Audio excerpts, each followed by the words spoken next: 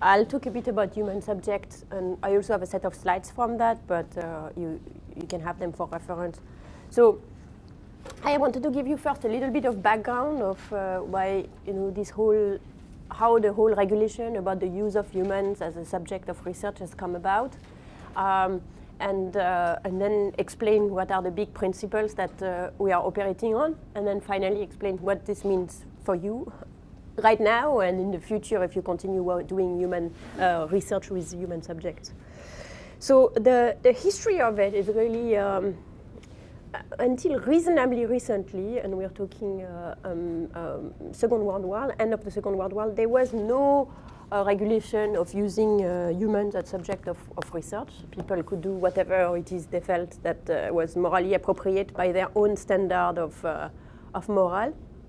So, and that, of course, led to a number of excesses. The two most famous ones are Nazi research in the camp, which was exposed and everybody discussed in great detail during the Nuremberg trials after the war. But perhaps less obvious, although it was also relatively famous at the time, and you may have heard of it, is the Tuskegee trials in America, in the US. Although they're called trials, they were really not trials at all. They were a study of African American men who were ill with syphilis, and the object of the study was to find out what would be the course of syphilis if left untreated. In a context where we actually knew how to treat syphilis. There was already a medication available for syphilis, but these people were actually not treated in order to see what is the natural course, natural progression of the disease, what it does to the body, etc. The people were lured with false advertisement that they would be tested and they would be given cured. And they weren't, and a bunch of people died while in the trial, obviously, since they were sick with syphilis and no one treated them. And then when this came about, when this became public, this created a huge outcry, naturally. There is any number of things that are wrong here. One is not treating people when there is a known cure that's already approved. One is lying to people when they come. The second is and the third one is addressing, using as a group they were sharecroppers, very impoverished people who were not in a position to understand what was discussed, to advocate for themselves, or to question what the researchers were doing. After that, so with this, these are the two that were the most discussed. I'm sure there were a bunch of other abuse of research at the same time, but this prompted a sort of international reflection on how to treat humans as subject of research, which culminated in something called the Belmont Protocol, which are international agreement of how to protect humans as subject of research, which in the US are then kind of translated as a set of regulation with a complicated codes that I don't remember, which tells us how to deal with subjects. And basically there are three important principles. One is beneficence, one is justice, and one is respect. Before I get into more detail into any of these subjects, I want to talk about what is research and what is a human subject. That's important because research is defined as a systematic intervention, including research, development, testing, and evaluation designed to develop or contribute to generalized knowledge. Activities that means definition constitute research for purpose of the HHS regulation, whether or not they are conducted or supported under a program, which is considered research for other purpose. As you can guess, I didn't write this up. This is like legal language. For example, some demonstration and service program may include research activities. So for example, if you do some work with an NGO, say Y Combinator is launching a project on basic income, they are doing it themselves. In principle, that's research. I hope that they know that, but I don't know. But because they are trying to find out knowledge that can be used to this kind of issue down the line, even though they are not funded by research funds and they are not in an academic institution. But what this means, for example, is Facebook and Amazon or Google can experiment on you all they want without any human subject approval as this particular regulation because they are not producing research. For example, you don't need a human subject approval to conduct an experiment on how to display jars of jams in a supermarket, because all you're trying to find out is how you should do it yourself, and you're not trying to publish it in the newspaper. But the moment where it becomes research, that's when you need human subject approval. So, for example, there is a study on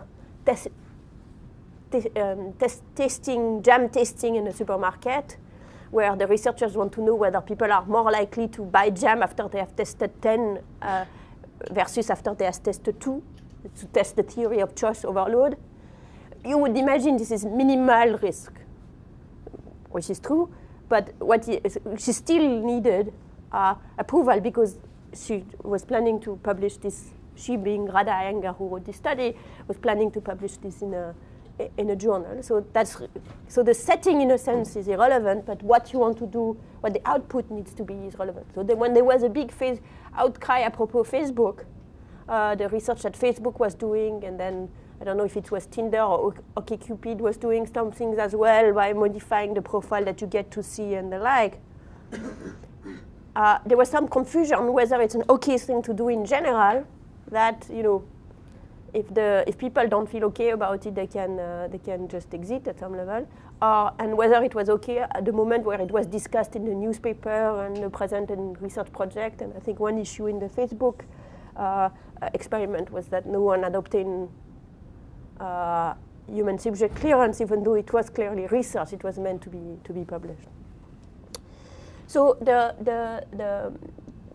as I said, the key principle of the Belmont report and what every subject application human subject committee will try to assess is those three principles: respect for persons, beneficence, and justice. How do you respect people? By asking them whether they want to be in the study. So it's informed consent, protecting privacy and maintaining confidentiality. And then for people who are particularly subject to undue influence, that includes students, for example, in a university, there are special provision to particularly protect them. Beneficence required to assess the risk-benefit analysis, including the study design. So it doesn't mean that you cannot do research that involves any risk, but that the risk needs to be commensurate to the potential benefit to the subject themselves and to society in general. So it could be that there is no benefit for the subject themselves. For example, when you do a survey, there is nothing in it for the subject, but you have to make the case about the importance of the knowledge to be gained to society. And actually, it is fair game for a human subject committee to tell you, I think your research is kind of stupid, so I'm not going to give approval because there is no gain to society to learn the answer to your question. I've never seen them really do that, because generally they don't go into the weeds of assessing the quality of the research project. But theoretically, it is there. It is completely acceptable. Esther? Yeah. What about studies where informed consent sort of renders the study undoable? Yes. So you can request a waiver of informed consent in two circumstances. One is where the informed consent is the only thing that would lead the subject to the answer. So it would endanger confidentiality in a sense. So, for example, if you're planning to do a survey in a railway station when people are waiting for their train, and you just want to ask questions, for example, you give them a list of names and say, does this name sound to you that it's a name of an African-American person or a Caucasian person? So that you just want to find out, how names ring to people. So you have no interest in the identity of the person who gave you the answer. So you just write down the answer. In the absence of informed consent, there is nothing that links the person who gave the answer to your data. In that case, you will generally say, let me not obtain informed consent, so then I really have zero risk for the person because no one will ever know even who answered. So that's one reason why you would not ask for informed consent. The other is when it makes the study infeasible, for example, because people should not know what the study is about because that would change their behavior. So for example, if you have slight, subtle manipulation of how things are presented to people. If you start by showing them a lengthy survey with the phone number of the guy in the human subject department, that's going to somewhat undo the benefit of doing this subtle manipulation. So for this reason, you can say, look, there's really no risk here. Let me do it. Then what human subject committee might require from you is that you provide a debrief to the subject later. And that even you can sometimes fight back if it's not feasible. But in general, when it's feasible, that's what they'll ask for. So for example, at the end, you will send an email saying, hey, you were part of this study. We were interested in knowing whether when people receive a daily email about the weather, they feel more optimistic or more pessimistic. Whatever, this is what we found. 55% of people who received the weather felt good about the day, and 45% felt bad, and it was exactly the same thing in the no email group. So our conclusion is that it makes no difference. You could send this kind of email, so some human subject will require that. So none of that is that. So there is a form that you fill up for your study. None of them, but there is also then someone who looks at it. At MIT, where the human subject committee is very, very organized, you will receive questions before the meeting meets. They ask you to send your application a month before, if it's not an exempt application, which I'll discuss in a minute. They'll ask you to send you for a month before the meeting. They look at it before, they send you questions and iterate with you, so that by the time you come to the meeting, it's pretty much going to be approved unless there is something really tricky about it. So these questions would have been, this back and forth would have taken place. If you're doing something very simple, for example, just collecting data, so if you're doing a survey, you do not need a full human subject approval. You can be considered to be exempt. What exempt means is that it's going to be reviewed by the leader of the committee and not by the full committee. So typically, in your case, when you're going to, if you collect your own data or do simple experiments, you can probably be exempt. Regardless, what this means for you is if you want to do anything involving human subjects, you have to take the human subject training. You find a link to that on the MIT page, because they will not even consider your application if you've not been trained. It takes about an hour to go over all the screens and answer the questions, so it's something definitely worth doing. And then you can submit your application. Just in case you might not be exempt, it's better to send it a month before. You have deadlines. But in general, you could be approved much faster than that. Any questions on this set of issues? Yes. I think different types of, because one of my friends who did the COU HES training, he said there were 16 modules and one module took him 2 hours. And so I was like, for a 14-week project, should I go through all the training? And I don't know. I have to do this training all the time because you have to redo it regularly. It doesn't take me that long. So maybe the reality is in between. But it's like basically it's a set of slides, and it kind of makes sense. It's sensible. So. Like an hour or two. You just go through the screens and answer one question. Yeah, I just did it recently again for the second time. Yeah. I think it took me an hour and a half. Yeah, I'm on the human subject committee, not for MIT, but for the NBR. So these issues are known by me, but still I think it's not very difficult. So, and it's sort of informative anyway, because it is some of the way they ask the questions it's not obvious. So it's a bit like if you took a class in analytical philosophy. Some of them are a little bit like this kind of problems that you might ask yourself.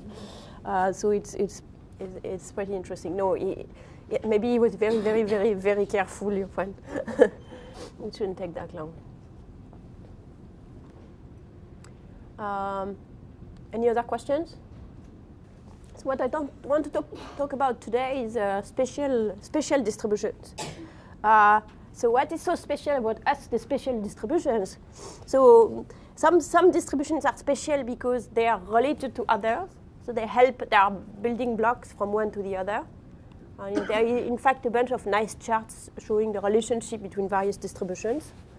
Some distributions are special because they can be used to model a wide variety of random phenomena, the normal distribution being chief among them. But for example, the Poisson distribution we're going to see today to model the arrival of events is also very useful. Sometimes this is the case because there is a fundamental underlying principle. That's true for the normal distribution. There is a reason why a lot of things a lot of variables we use in social science end up looking like they are normally distributed, and we'll discuss that reason detailed on Wednesday, I think. And some cases it's just because a particular family is just you have very few parameters that can describe a lot of random variables. So it helps when we go to estimation down the line.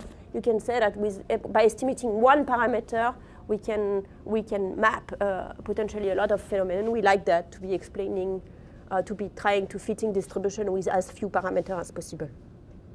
So I don't really work on statistics, but I do some work on social networks. And on social networks, every other week there is a new measure of centrality. So it's a little bit like that with distributions. Like as far as I can tell, like there is always new candidate special distributions. But to be really special, distributions must be mathematically elegant, and they should arise in settings that are real applications that are interesting and diverse. So I'm never going to be the judge of what is special distribution, but that's what people look at it. So today is going to be more of a reference class. We're going to go over a lot of distribution. The mean and the variance of the distribution is going to be there, and we are going to show you how they look like. It's going to be less conceptual than what we've done before, but you can then use it for later. So we've seen many of them. Some of them we've not necessarily named them, but we've seen many of them along the way. This is kind of stuff we've seen. And let's go over them. So we'll start with the discrete distribution. So the fundamental building block, of course, is the Bernoulli distribution, which is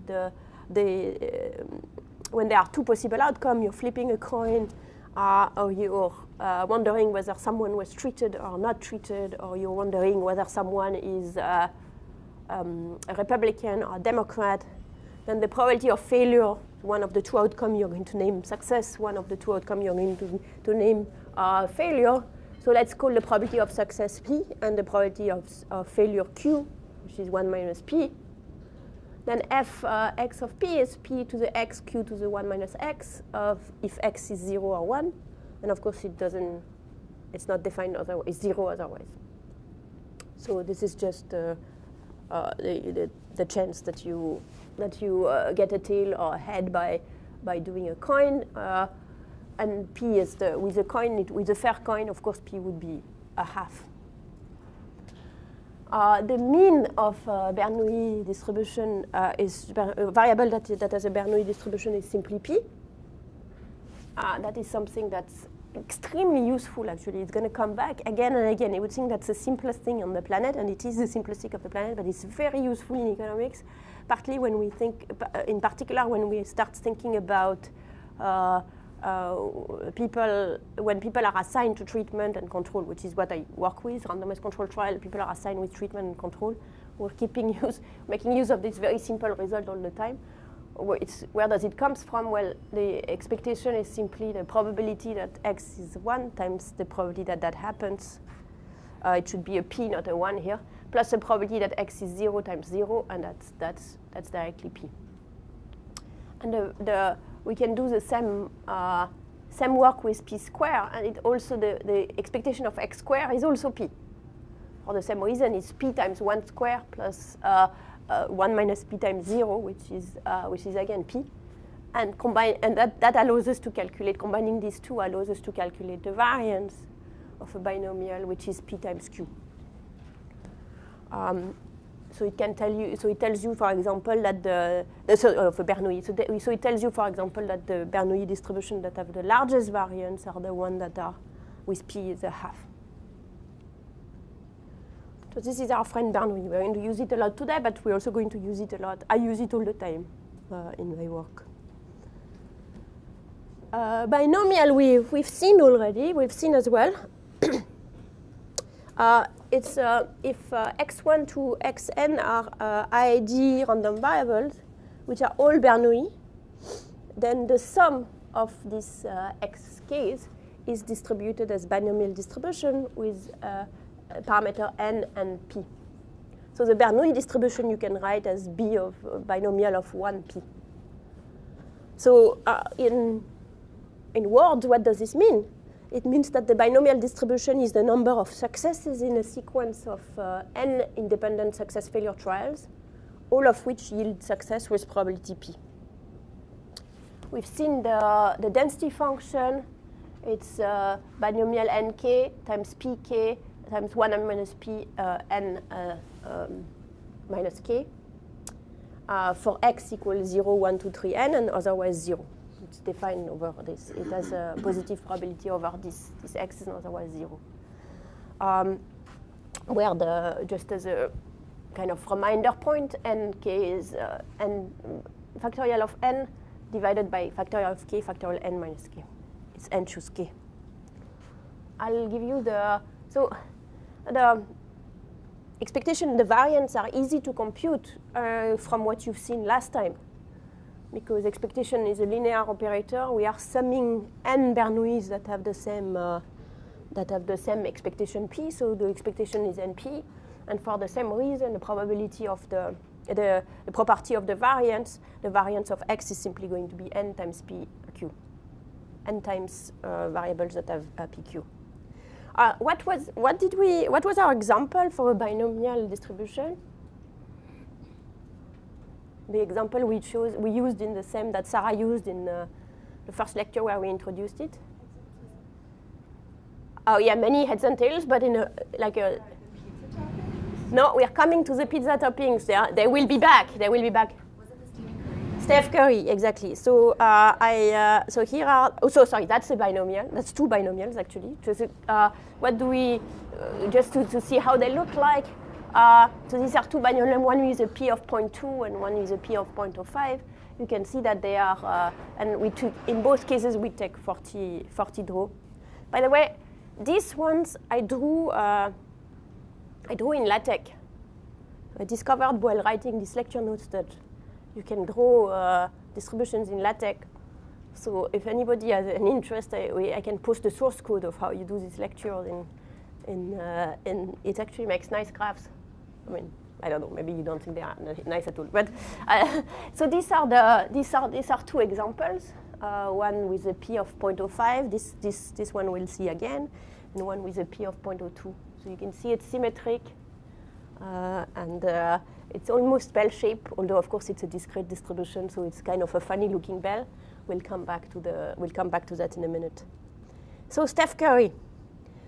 Do they follow? So this is how binomial looks like. So, and this is the success out of the first 20 attempts.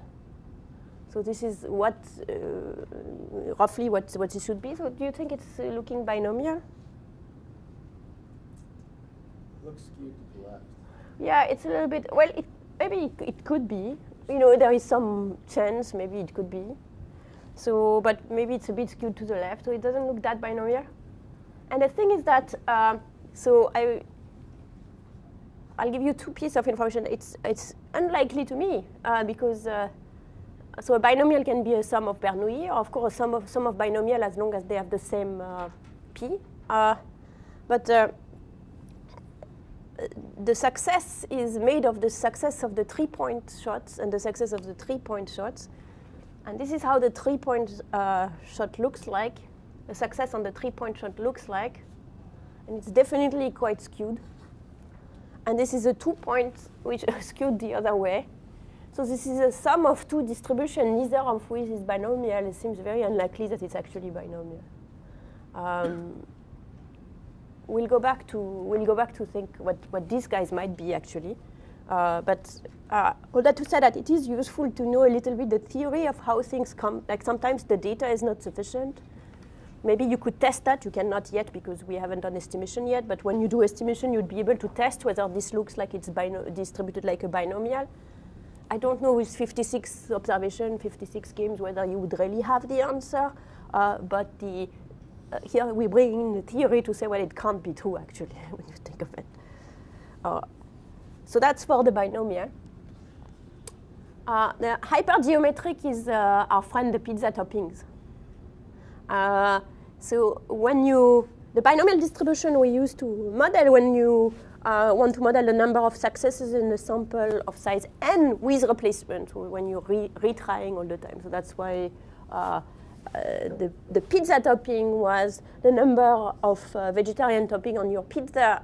Once you've picked artichokes, you don't put back and can pick artichoke again, or your pizza will be very artichokey and not very delicious. So the typical textbook example is the number of red balls you take from an urn.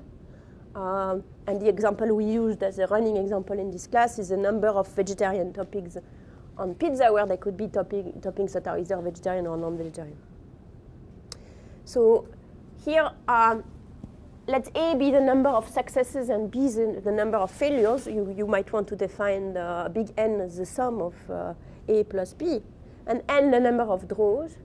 Then this is the distribution of an hypergeometric, of an X random variable that is distribution as, I realize I forgot to specify I forgot to tell you over which X.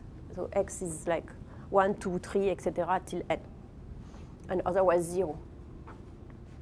So it's binomial AK, binomial B, N minus X over binomial A plus B over N. So it is somewhat related to the binomial, which you can see very well when you look at the formula for the expectation and for the variance. A over A plus B is the number of successes divided by the sum of success plus failure. So it's the number of vegetarian topping available over the overall sum. So you can think of it as PB, as the P being the fraction, the probability of a success.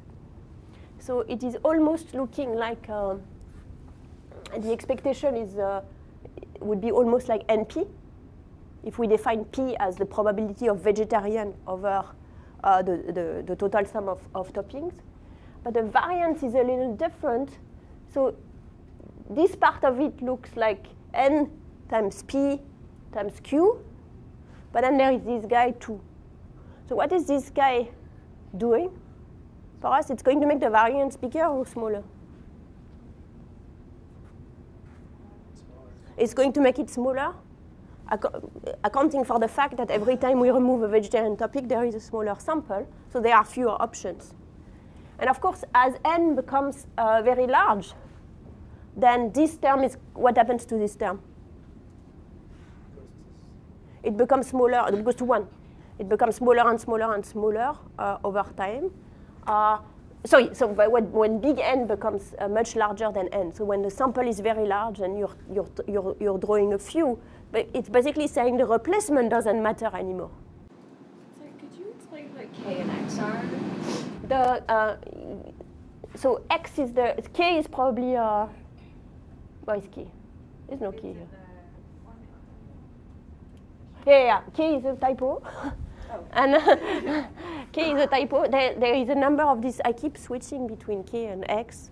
People use both conventions, so I got mixed up. I'm trying to stick with X because that's what Sarah used earlier. And I'm starting from things that have K, so I try to. Sometimes they would be also floating Ys.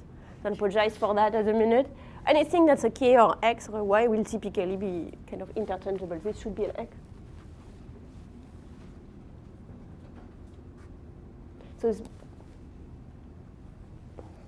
So it's basically telling us that it's the number of combinations where I have picked vegetarian toppings and the number of combinations where I have picked B, the rest, the complement of A, non-vegetarian toppings, divided by all of the possibility for picking exactly those ones. So when n is when the sample size is large, and the sample and the number of trials you have is small relative to that, then they are going to look more and more and more similar. Basically, you can ignore that there is replacement or not replacement. So typically, for example, when you're going to draw, when you're drawing a, doesn't matter. We'll go back to that. So we have asked ourselves, how is a random variable distributed if it describes just the probability, if it describes success or failure, and if it describes the number of success out of a given number of attempts, then the something without the replacement, so say the number of vegetarian toppings that I pick if I pick a given number of toppings, and number of toppings. The last thing we could ask is, or the next thing we could ask is, how many trials do I need to perform to achieve R successes? So you might ask yourself, why would I ever ask this particular question? So what would be a practical example? What would be an example where you would be interested in this very question, the number of trials to achieve R successes? We haven't done an example of that, yes. I have to make a team of people who speak a particular language out of lots of people. I pick them, I randomly ask them what language do you speak, and they say whatever, Hindi or Chinese, and so they are in the team, otherwise they are not. Yeah, it could give you, exactly, it would tell me how many people I need to pick in order to have my fully constituted team, exactly. Yeah. If you're taking a survey or like you just want some kind of study and you need a number of people to agree to do the survey, there's less estimates like how many people you need to ask. Yes, exactly. So it could be very useful for polling. Exactly. Or you could ask yourself, you could set R equal 1, for example, the first failure. And you could define success as the machine breaking down. It could be how long will the machine go in expectation before breaking down. So in engineering, that's something that they will need all the time. They will need to know all the time, like in how is it distributed, the number of times that I can run my machine till it's actually going to fall off, become sick. So that is something that people use also in engineering or in studies of linking networks together, etc. Because if you have several of these machines together that are linked together, then you can also start thinking about issues like what if they all fail? So depending on what you're trying to study, it could be what if they, how many times of use will it take till the entire system breaks down? How many supports do I need for my machines, etc. So this is distributed here I had the maximum number of y and x and k's mixed up, but I think I cleaned up. This is p to the r, q, which is 1 minus p, to the power of x minus r, multiplied by binomial of x minus 1, r minus 1. So let me try to give you an intuition for that. So we're trying to get exactly R failure and then stop. So what we know is that the last one has to be a success. So we know that we've done a number of successes. So we've done x minus 1 trial, and finally one success. It's x. Yeah, for x we've done x minus 1 trials, and then finally one is a success. The other thing we know is out of these, how many of those have been successes. R minus 1, exactly. So there has been, so we've done X minus 1 trial, out of which we got R minus 1 successes, and finally we get one, the last thing is a success. So that happens with, that one happens with what probability? P. So that one happens with probability P, so we know that we're going to multiply something that is here by P. And then to find out what's the probability of that happening, we say, well, for any sequence that has R minus 1 successes and the rest is failure to happen, it's probability P to the power R minus 1, Q to the power X minus R to get P successes out of, I need to look this side of the room, out of X minus 1 trials. For any sequence that has, any of these sequences happen with that probability, and then how many such sequences are there? Well, any way to arrange R minus 1 successes out of X minus 1 trials. So we can put it, so that gives us this number. So this is a number of possible arrangements. And each of them happens with that probability. And then we have another P here, which gives you the formula that's over there. So that's how you go from the Bernoulli to this to negative binomial. Some textbook, some people define it differently. But for our purpose in this class, we're always going to define it this way. But some people define it differently and then but use the same R, so you need to be careful. Some people define it as the number of failures needed to achieve R successes. So instead of being the entire number of trials, it's just a failure. So I didn't write down the formula, so that do not confuse you, but you could find it this way as well. Of course, that's it's just a normalization of the indices. The geometric distribution is the same thing with R, so it's the number of failures before the first success. And as we were discussing as an example, most of these things, these failures are actually lack of failures. So this failure is the number of times where the machine doesn't break down till it actually breaks down. Is a geometric distribution. So it's a binomial distribution with R equal 1. The expectation of a geometric distribution Q over P, the variance is Q over pi square. So the sum of R independent geometric is a negative binomial. And in fact, the sum of a number of negative binomial is also a negative binomial. So you can relate them to each other, and that means that you can tell us what is the expectation of a negative binomial then. According to Wikipedia, the expectation is 1 over, is it a different kind of, according to Wikipedia, the expectation is 1 over P. The variance is 1 minus P over P. Yeah, there shouldn't be a... Is there a different version of geometric? So I think it might be related to this, to the scaling over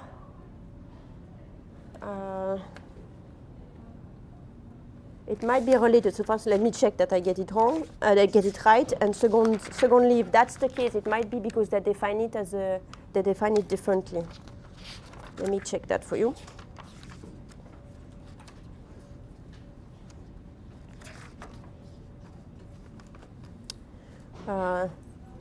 So no, I believe this is correct.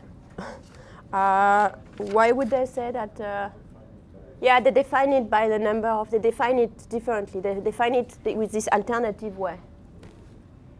It's the number of, so that's why you need to be careful. Naturally it's going to change the expectation. The number of, if I count the total number of trials, I should, by the way, write you the formula. They also have, there's 2 columns in the Wikipedia page, 1 over P, and the other column says 1 minus P over P, and you define Q as 1 minus P. Yeah, I'm glad that you are checking in real term. By the way, the expectation for the negative is R cubed over P, and the variance. Actually, I don't know what is more conventional. I would have said that the number of trials was The number of trials is as more opposed conventional. to the number of failures. For the geometric, maybe you see number of Failures, more yeah, often, because- but then to make it consistent with the Yeah. typical definition for the negative binomial and make the geometric, the sum of geometrics be the negative The binomial you need to define as the number of. the number of trials. So is that the expected value of a negative binomial? Yeah, it's here.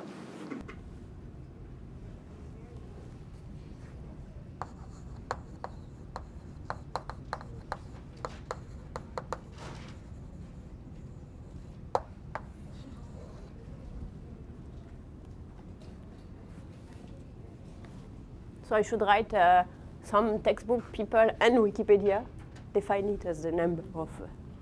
Although that could change. By tomorrow, one of you could have fixed it, and then fixed it. I don't know, changed it. I don't know. It's not an error. So that I had written out the formula, and then we decided that would create confusion. So I removed it.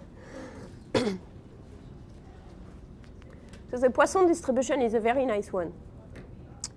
The Poisson distribution expresses the probability of a given number of events occurring over a fixed interval of time, if you can count the event in whole number, if the occurrences are independent, and if the average frequency of occurrences for a time period is known. So what could be, I'll put that more formally in a moment, but what could be nicely described by a Poisson distribution? Sorry? Radioactive decay? Are you asking? You're way past my expertise level. I don't even know it would be a discrete thing. It has to be like a number of, think of a number of things. Yeah. Positive cases of Yes, although if you had, yes, I guess if you had, yeah, that's a discrete, exact. Positive period of the cases of the flu in a day, for example, you could, exactly. Number of the bus coming to the bus station. Number of? Buses coming to the bus station per minute or something. Yeah, it could be, although it might not be, it might change a lot over time. So it might not have a, you might want to be much more specific, which is between a period of time, because it might be clumped otherwise, yes.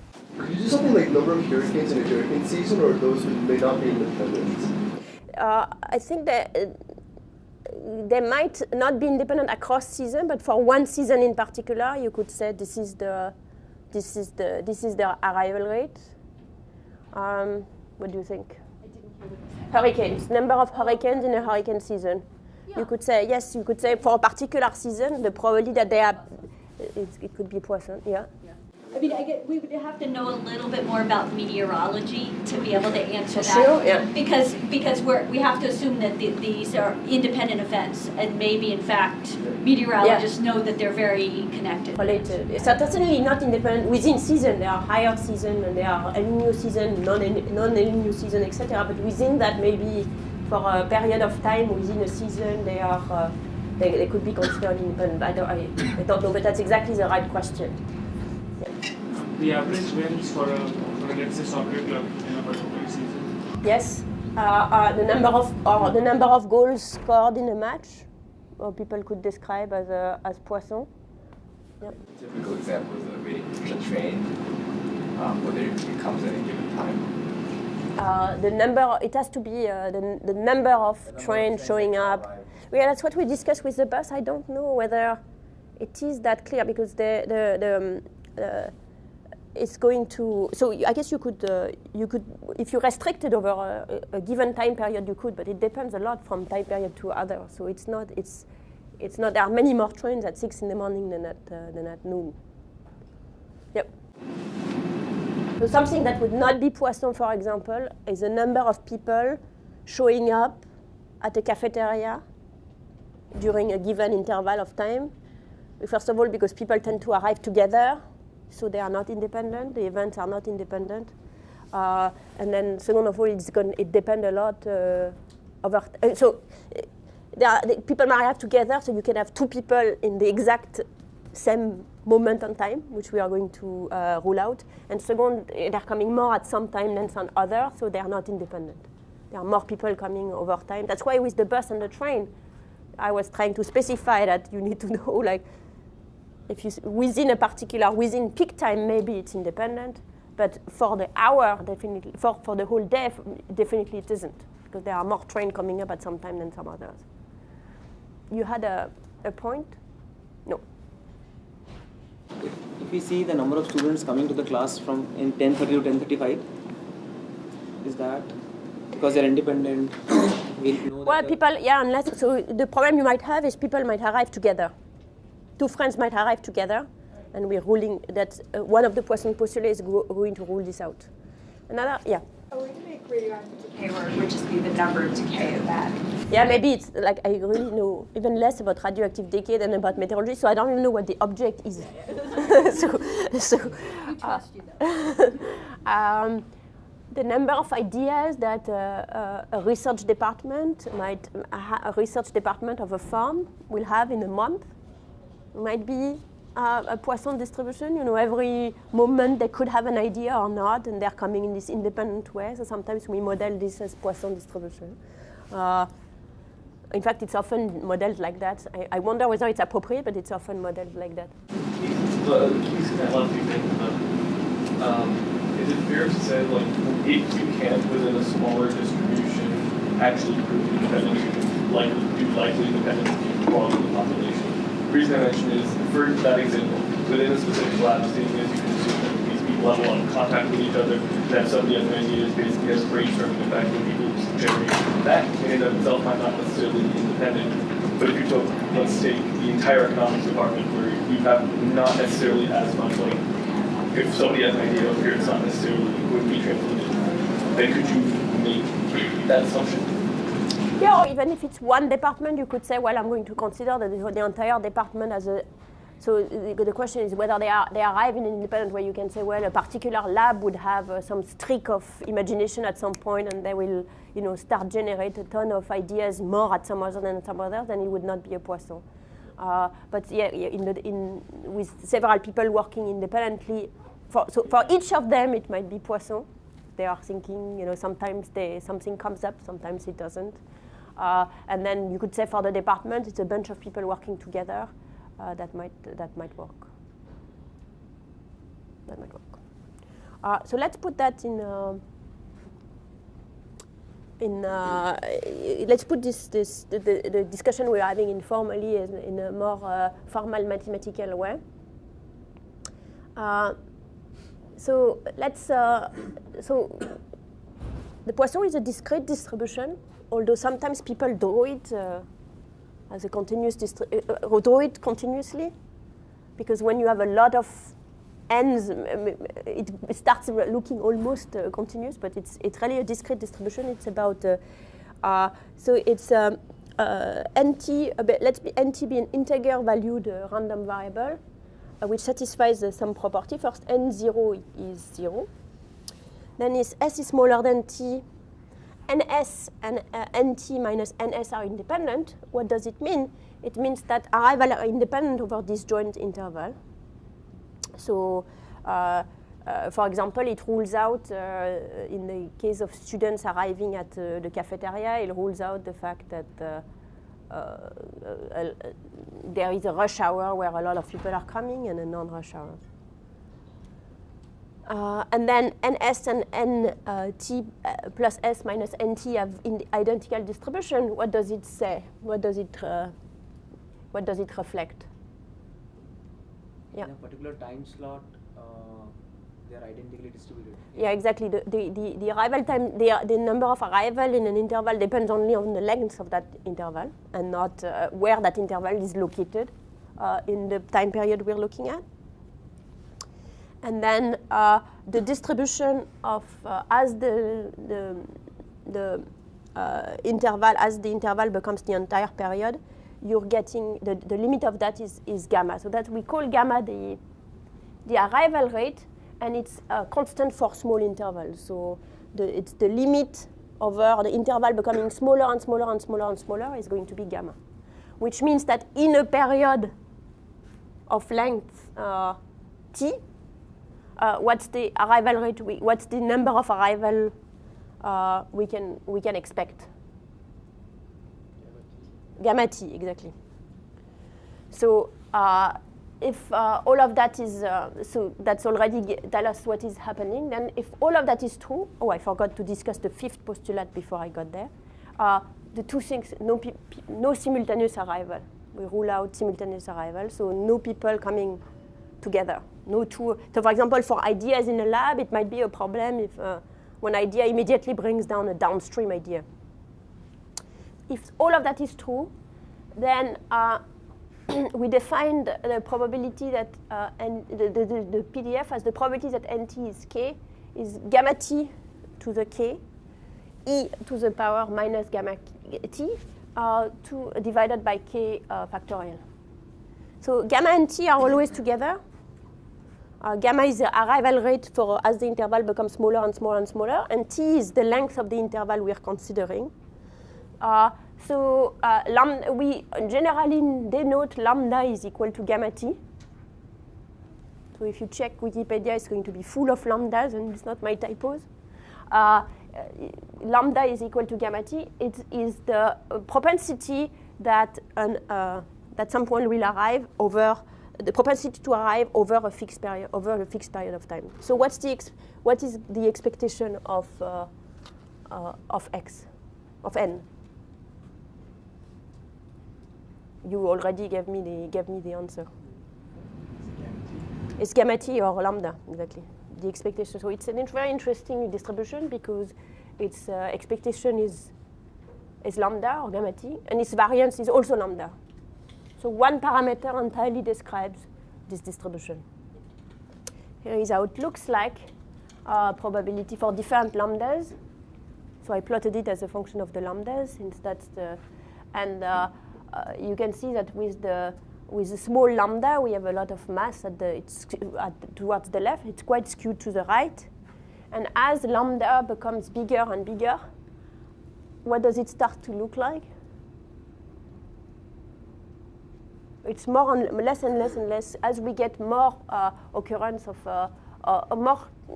as the event become more likely to occur during a fixed time period, it becomes less and less skewed. Eventually, what it looks there, because it's discrete, it would say it looks more and more like a binomial distribution. So some property, its expectation is lambda, its variance is lambda. You might wonder whether that's a bug or a feature. In a lot of cases, it's a feature because it has fewer parameters to estimate. But in some cases, it might be a bug because you might not be able to. You might want to increase the expectation of the distribution you're trying to work with without increasing the variance at the same time. In which case, you would use something else. You would use a distribution that allows to that has a different that don't pin the variance and the mean together.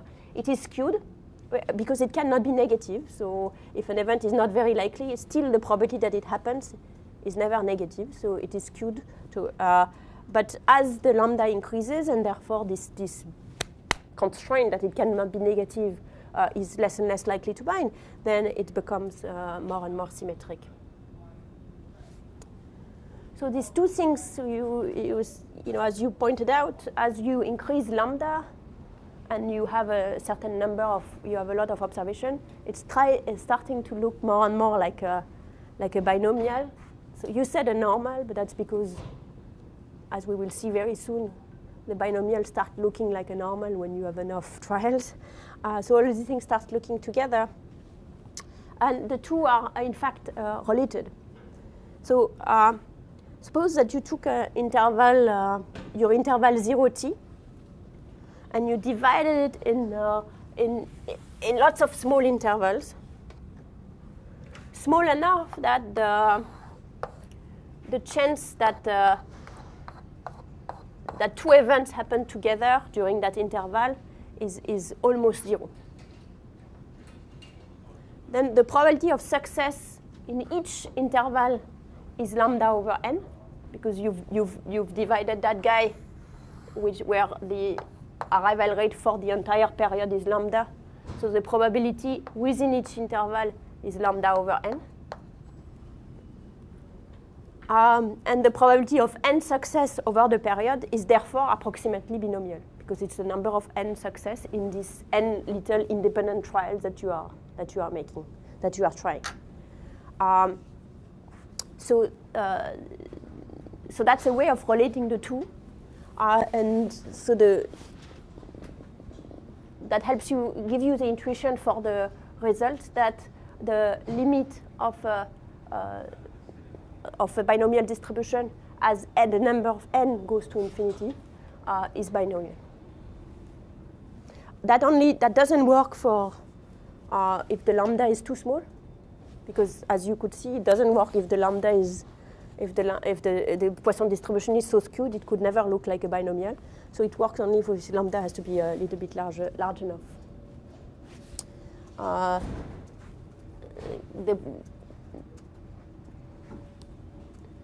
So P is 1 over lambda. Lambda is fixed, and n is a positive number. So the advantage of the Poisson distribution is that it's much easier to work with than a binomial. So when you have a small value of P, which means that is going to give you, if you have large values of P's, the binomial distribution is better approximated by normal, which we are going to see in a minute. But if you have small values of P's, then the Poisson distribution can be used to become close to can be used to describe a variable that's actually really distributed as a binomial distribution, and it's much easier to work with. I think we discussed all that. Oh, and I want to go back to Steph Curry. So this is a number of three-point shots made in a game. This is not a fraction anymore. This is a number of successful shots. And this is a number of successful two-point shots. Maybe it's Poisson. I don't know. I don't have a theory that it would not be Poisson. The two-point shot doesn't look so great.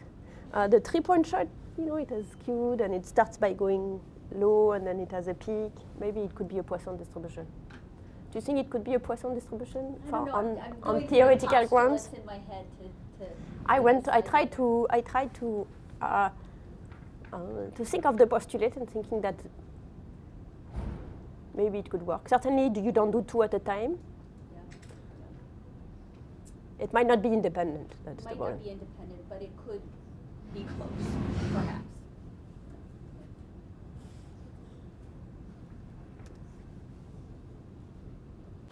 Each shot has a fixed probability, but each success in the Poisson distribution has a fixed probability P, right? Over an interval, over probability gamma, over a period, over a long period, it's over any interval. It's as the interval becomes smaller and smaller and smaller, it goes to gamma. So over any interval t, the probability of success is gamma t. Just trying to rationalize with Steve Curry or Steph. If his shots have one probability P, right? I mean, the P for his shots being a success. So here it's like maybe success is a little bit confusing here because I put the number of successful games, but just think the number of shots. Yeah. We could also do the number of attempts, but this is the number of actually successful shots. So the question is the number of. So the question is how many times does he actually put the ball into the basket in a game, not out of what we were doing before with the Bernoulli is the number of successful shots out of, say, 20 shots. So this had this idea of the probability of success. The probability of success is nowhere here. Right. This is just the number of shots that are being made. Okay. So in every single in every moment of the game, suppose that in every moment of the game, he could be throwing the ball into the basket. And as this, if the entire game is, how long is a basket game? let's say 2 hours, then the lambda would be gamma times 2 hours. Wouldn't you expect the parameter like gamma to vary depending on like the other team, like how good they are, like the rate at which you can make? Yes. So and this is average over 56 games. So it is possible that it's not independent because it's not independent by games. That there are better games and worse games. But people use it. Yeah. People use it for soccer matches, soccer goals. So that seems to be similar, but you're right that the Poisson arrival rate is going to depend on, might depend on the other team. Jose?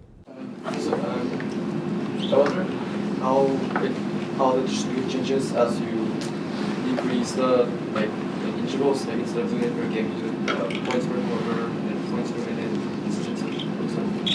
smaller projections. So the gamma remains, the gamma is the parameter, that's why I think we like, it's conceptually cleaner to work with gamma, because it's, the gamma is the limit as this interval becomes to, as interval tends to 0. So the gamma is a fixed parameter. Lambda is going to increase if it's you're looking per quarter. For a given gamma, you're going to have a larger lambda if you're working during the entire match, and if you're working during the first half of the match or the second half. Lambda is going to increase proportionally to that. So if you're asking, so the variance, the expectation and the variance of the Poisson is necessarily going to depend on what period of time you're thinking about. So it's a 15-minute period, it's a 10-minute period, it's a 1 second period. In 1 second, it would. So if we do that, like that graphic, would it look more like how we want it to look? Like that exact graphic, would it look more like a Poisson distribution? No, if it is in fact Poisson, as you change the length of the interval, it's going to still look like a Poisson, but with a lambda that is smaller and smaller. So for example, if I work with 2 hours, the expected number of shots over 2 hours is a gamma times 2 hours. The rate per whatever it is for the period of 2 hours. If I work for 15 minutes, it's going to be correspondingly like 8 of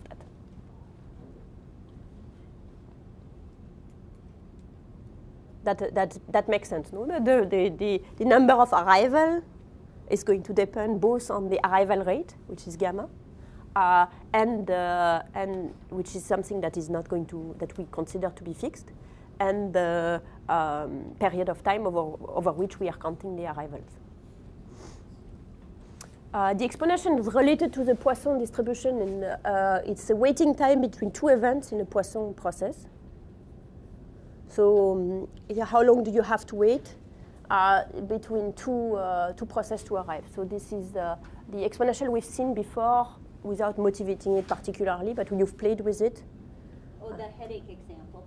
The headache example was the motivation, the exponential. So it's fx lambda e to the power of minus e to the minus lambda x. One interesting property of so this is the expectation of the exponential and the variance. One interesting property of the exponential distribution is that it's memoryless. So it doesn't matter what has happened before. The probability that x is greater than t is the probability that x is greater than t plus h, given that x is greater than h, should be an h here. Oh, sorry, the probability that x is greater than h is the probability that x is greater than t plus h, given that x is greater than t. So when the interval moves, it only depends on the current location of the interval, not on the past. So the lambda distribution is a specific case of a gamma distribution, which I don't want to get into the detail, which is, you can think it's sort of the waiting time before a number of occurrences. And we're skipping gamma for today.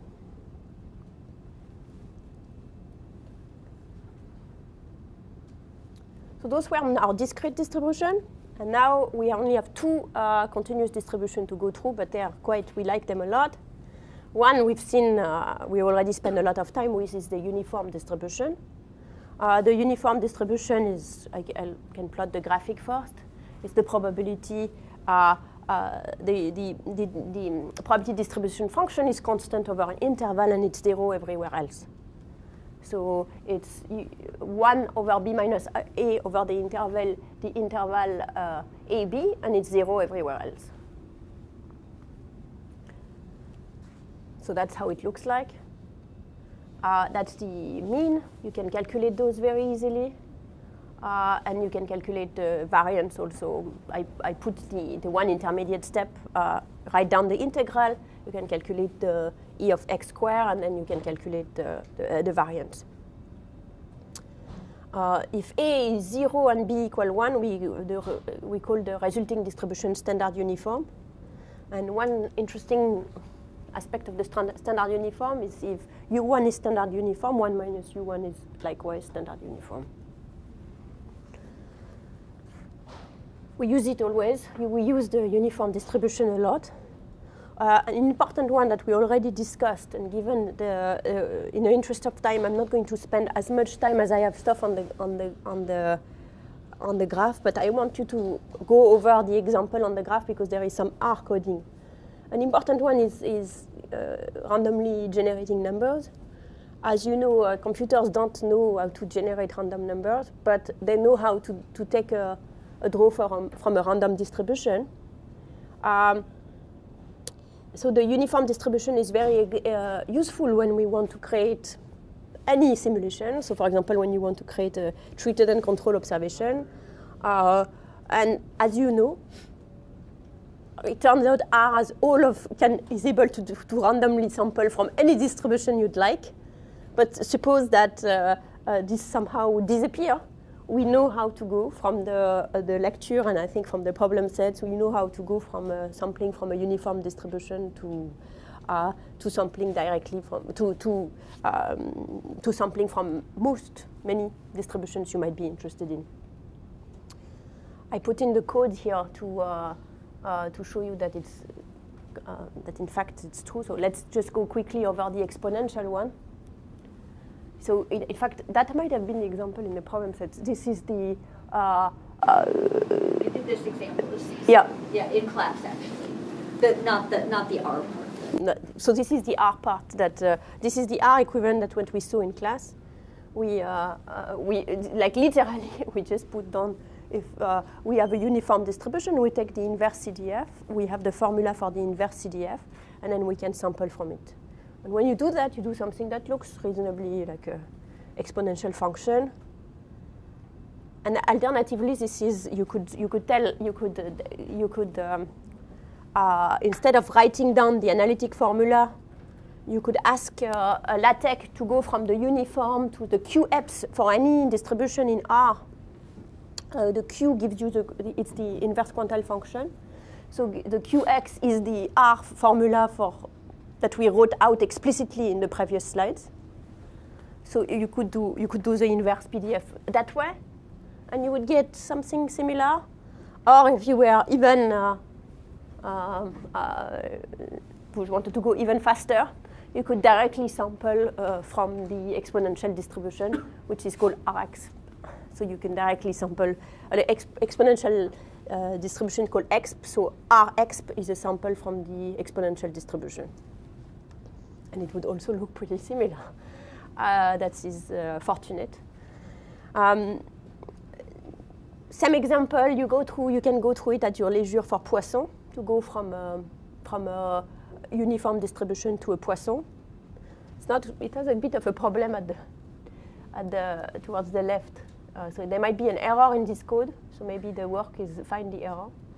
And then this is what you do if you actually ask R to sample for you from the Poisson distribution, which it can do very well. Another thing that is underlying this type of work is when you want to choose a random sample. So you have a list, for example, this chooses a list of, so the function sample in R samples from a list of 50 states, either with replacement or without replacement. So we sample 25 states with replacement, without replacement. At the bottom of that, it's going to ask whether that's also what is underlying. This is also a uniform distribution. and many other things that you can look at. Let's look at the normal distribution. We'll introduce it now, and then we'll use it a lot next time, since we are probably directly going through that. We can first have a look at it.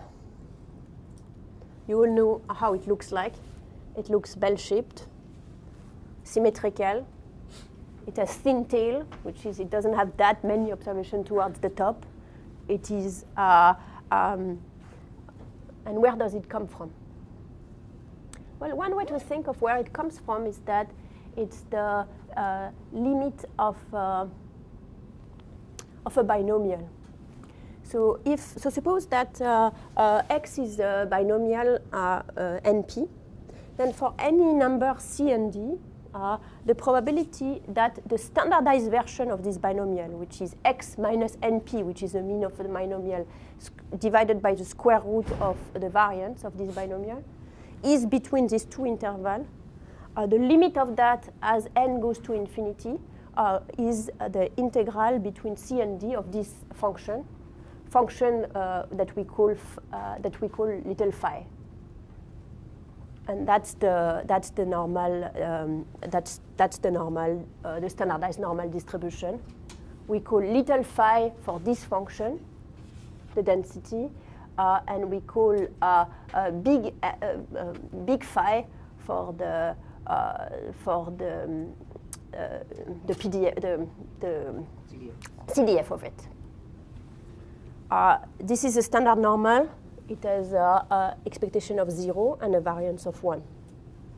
So here's like a graphical way of how the binomials, as you add, as you make more and more intervals, will look more and more like a normal distribution. So this is a binomial with a p of 0.5. It doesn't have to be 0.5, but it works better with 0.5. Like when p's are very little, as we discussed before, you would approximate a binomial with a Poisson and not with a normal distribution. So this is with a small n, with a larger n, with a bigger n. Of course, we need to start by standardizing them. So this is a standardized version. And eventually, it's going to look like, as you make more and more and more and more interval of your standardized version, it's going to look normal. So from a normal distribution, from the standard normal, you can go to, you can have any other number of other normal distribution which have means mu and standard deviation sigma. So if z is the standard normal, then x equal mu plus sigma z is a normal distribution with means mu and sigma, the standard deviation of it, which is the square of the variance. So this will be distributed like over there, where we just take phi. Instead of taking phi of x, we take phi of x minus mu over sigma, and we have to standardize by dividing by the standard deviation as well.